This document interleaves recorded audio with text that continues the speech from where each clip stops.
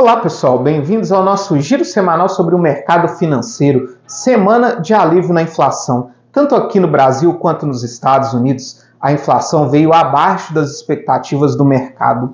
Começando falando aqui do Brasil, o nosso IPCA, que é a nossa inflação oficial medida pelo IBGE, registrou alta de 0,21% no mês passado, abaixo do 0,32% esperado pelo mercado. Agora, nos últimos 12 meses, a nossa inflação acumula uma alta de 4,23%.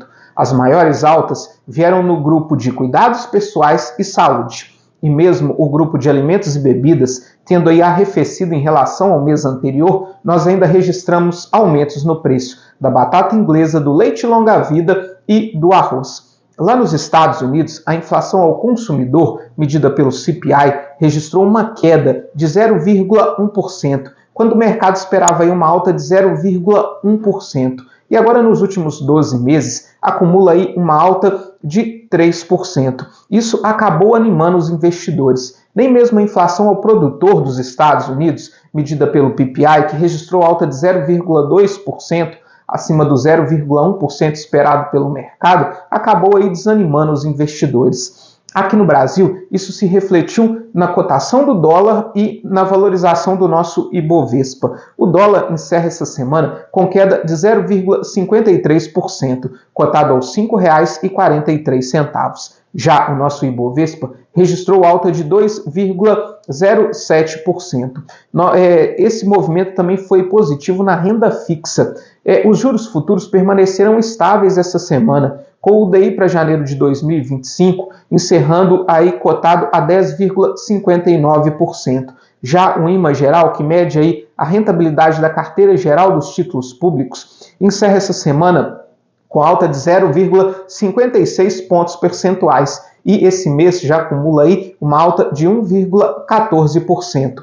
Já os pré-fixados registraram aí uma alta maior, alta de 0,60 pontos percentuais ao longo dessa semana e acumulam esse mês uma alta de 1,56%.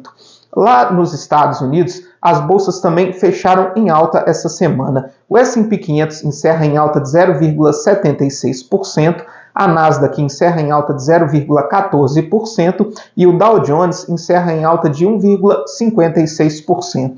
Já na Europa, o Stoxx 600 encerra essa semana com alta de 1,45%. Já a China também apresentou bons números essa semana. As exportações chinesas cresceram 8,6% no mês de maio, enquanto isso as importações cresceram 2,3%. Por outro lado, a inflação ao consumidor medida pelo CPI registrou leve alta de 0,2%, enquanto isso a inflação ao produtor medida pelo PPI registrou uma queda de 0,8%. Já as commodities encerraram essa semana em queda. O minério de ferro encerra em queda de 1,55%, com a tonelada cotada aos $109,32. Já o petróleo registrou queda de 1,74%, com barril Brent, referência para a Petrobras, cotado aos $83,09. Aqui no Brasil, a nossa economia acabou surpreendendo com números bem positivos. As vendas do varejo cresceram 1,2% no mês de maio. O volume de serviços permaneceu estável no mês de maio, quando o mercado esperava uma queda de 0,9%. E a produção industrial registrou alta de 0,2%, quando o mercado também esperava aí uma queda na produção industrial, mostrando aí que a economia brasileira vem caminhando bem mesmo com os juros altos. E falando em juros altos, após os bons dados da inflação que nós tivemos, tanto aqui no Brasil quanto nos Estados Unidos, aqui no Brasil os temores de que a Selic voltasse a subir ainda esse ano foram dissipados. Enquanto isso, nos Estados Unidos, o mercado já dá como praticamente certo os 2 cortes de juros ainda esse ano. Existem até alguns players de mercado mais otimistas que enxergam até mesmo 3 cortes de juros nos Estados Unidos ainda nesse ano de 2024. Pelo campo político, nós tivemos a aprovação do primeiro projeto de regulamentação da nossa reforma tributária, que foi aprovado lá na Câmara dos Deputados. Entre outras coisas, esse projeto estabelece quais itens vão fazer parte da nossa cesta básica, que terão aí alíquota zero de imposto. E foi incluído aí nesse grupo as proteínas animais, a carne vermelha. Além disso, esse projeto estabelece um teto para o nosso imposto sobre valor agregado de 26,5%. Mas se o Brasil atingir esse valor desse imposto, vai ser aí o maior imposto desse tipo no mundo. Esse projeto agora segue para tramitação no Senado, mas lá ele já encontra a primeira barreira. O Colégio de Líderes pediu aí que o governo federal retirasse a urgência constitucional do projeto. Projeto em caráter de urgência, ele precisa ser aprovado em até 45 dias. E se essa discussão se estender mais dentro do Senado, a gente pode entrar aí dentro do período eleitoral, o que atrasaria ainda mais a aprovação desse projeto. Além disso, está sendo discutido no Senado as medidas de compensação em relação à desoneração da folha de pagamento.